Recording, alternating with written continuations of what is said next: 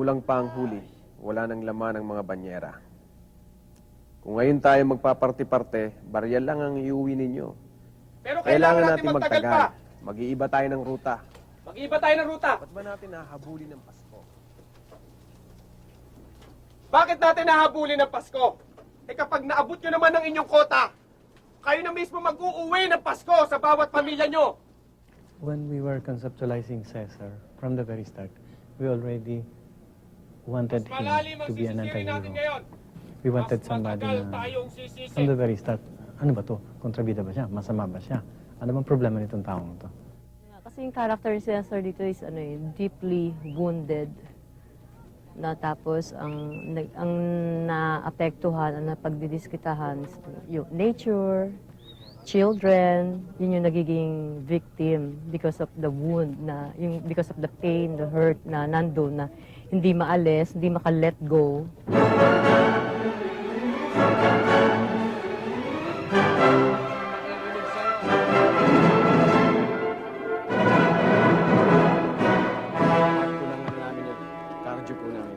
Kailangan magpapayat, magsunog ng fats.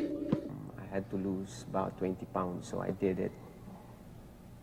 Nag-gain ako ng muscle for the movie dahil isang mangingisda, paano sila lumangoy, paano mabuhay. Lean and mean lang yung mga katawan niyan. Kahit noong nagsushooting na, panay ang ehersisyo ni Cesar. Kasama niya si Jong Hilario na gumaganap ng papel na Potong. Maingat na nakabantay sa kanila ang isang trainer. Diyan! Attack! Okay. Come on, full. Come on. Animal workout ang labanan dito. At saka kailangan ang pagkain dito talagang strictly diet. Ang diet ko ni Direk Cesar Montano at saka ni Jong Hilario pati na si Kuya Pen. No salt, no sugar, no bechin. At least no oil. 6 to 8 meals a day. Uy, inihaw? Mostly for mga white meat, mga egg, without Chicken without skin. without skin, egg without yolk. Carabao without horns. Yeah. Mga vegetable, and then fruits high in fiber. Lizard without the tail. This love will last forever because Iba naman. Kapag hindi nakaharap sa camera at kapag hindi nag-workout, si Cesar Montano ay hindi naman katulad ng ginagampanan niyang tauhan na may galing sa mundo. Si Cesar ang pinaka-pasimuno. Meron siyang gitara sa cottage niya. Magkatabi kami. So halos gabi-gabi yun, nagkakantahan. Yung kantahan namin, napupunta pa sa barko, sa bangka nga, sa bangka pa. Kumakanta na yan. So halos yun, kada shoot.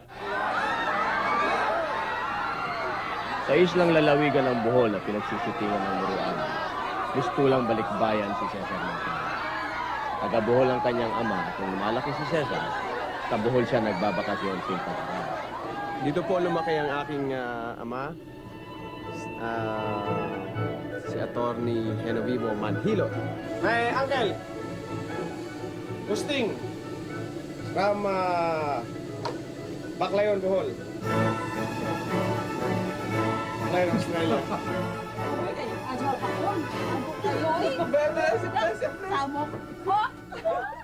yung tanging malalaking ganon, ha?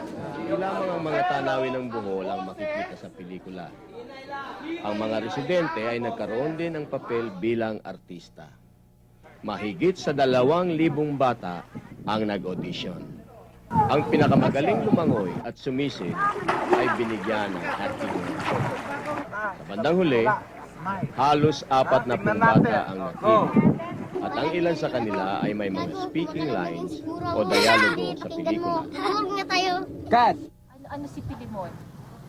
Takot sa dagat. Hindi ka ba natatakot? Di ba ang lalim ng sinisisig niyo pag nag-underwater kayo?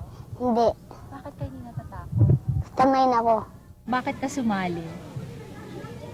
Sabi ng auntie ko, salihin daw ako para daw makita daw ako sa TV. Action! Bitiwan mo ako! Bitiwan mo ako! Bitiwan Oh, very good, very good. Napaka-amazing na bata yun, na napakagaling ng memorya. Hindi ko kala mo matagal ng artista. Tapos pagkausap mo siya, matalinong bata. Ganyan.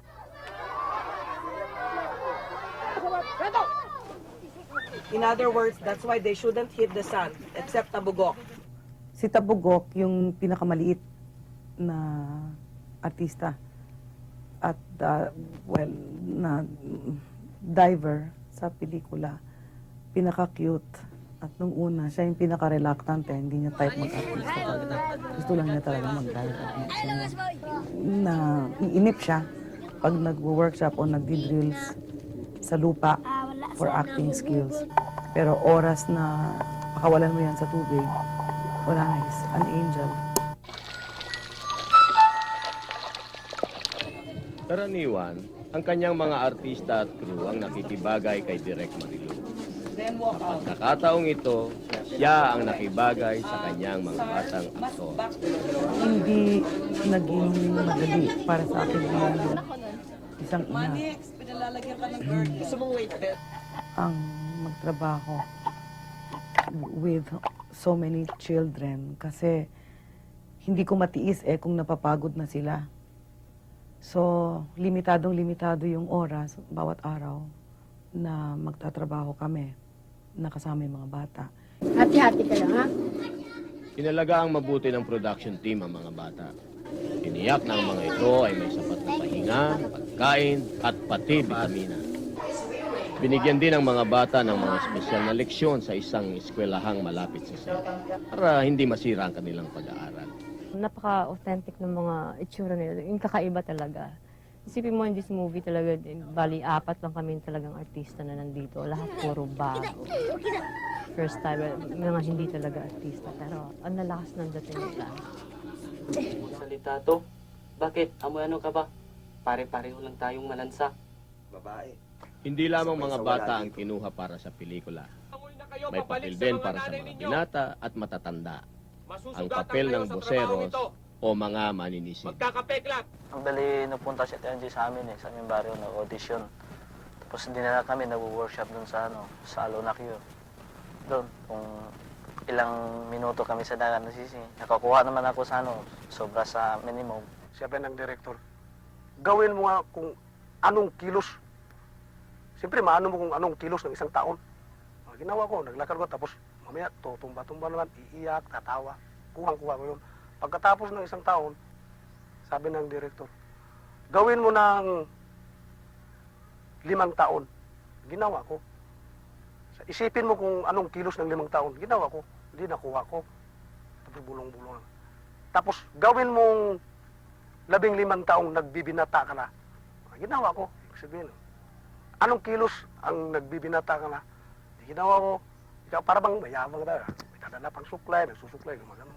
Tapos ginawa kong pagkatapos ng 15 taon, gawin mong 90 anyos. Kung anong kilos ng 90 anyos. Ginawa ko. 90 anyos, anong kilos ng 90 anyos. Pagkatapos magsayaw ka. Nagsayaw ko. Yun, doon ako natuklasan ng mga direktor. Ano naramdaman mo nung sinabi sa'yo na medyo malaki yung papel mo sa pelikula? Medyo may natatakot din ako. Kasi first time ko pa lang. Doon sa amin, hindi ako kasali sa drama. Kaya mo yan. Ang isa sa mga lalaking napili ay isang dating maninisid sa Muroami. Nagsimula siya noong 14 anyos siya. Bakit yung ginawa noon? Bakit kayo nagburo amin natin? Kasi wala pa mang, hindi pa man ko natutunan kung medyo illegal ba yun ang ginagawa ko.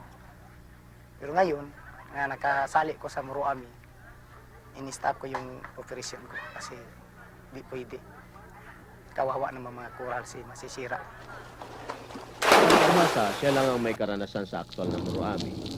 Si Mang Claudio ay naging consultant ng production team.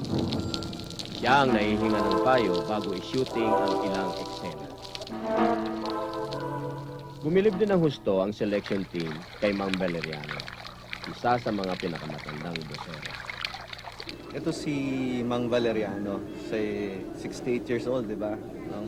Tapos, 67, oh, si 68. Siya yung isa sa pinakamatanda at sa mga abusero. We asked them to swim 30 to 50 feet from the boat. Tapos we asked them to dive down to about 25 feet below. Walang fins, walang kahit ano, goggles lang. Tapos kakamayan kami, stay there for a while, tapos surface. Siya, pagbaba niya, nag-swim, bumaba sa 25 feet, 30 feet, kumamay sa akin.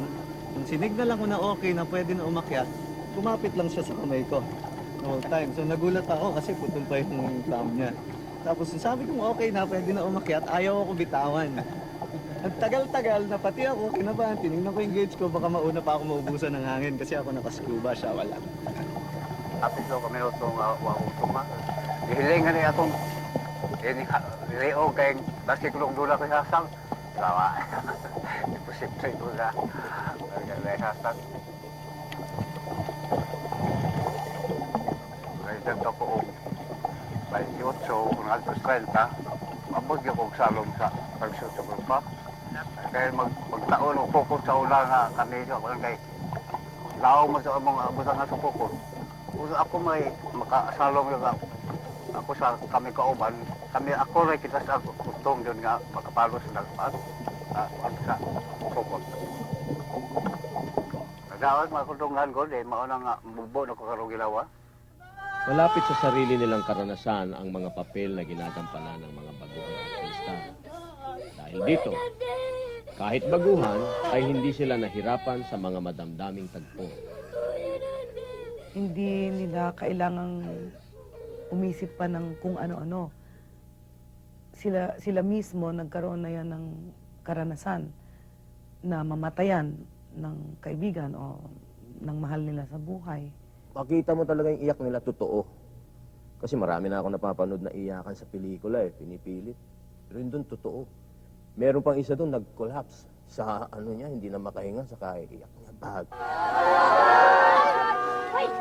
Konting imahinasyon lang, luluha na yan. Mas mahirap yung pakiusapan sila na huwag mo nang masyadong bumigay kasi baka mag-take 2, mag-take 3, mag-take 4 tayo, baka mapagod sila. Ang sagot naman sa akin yan, ayaw, hindi mauubusan ng iyak kahit ilang beses. Iyak ho kami, huwag ho kayo mabahala.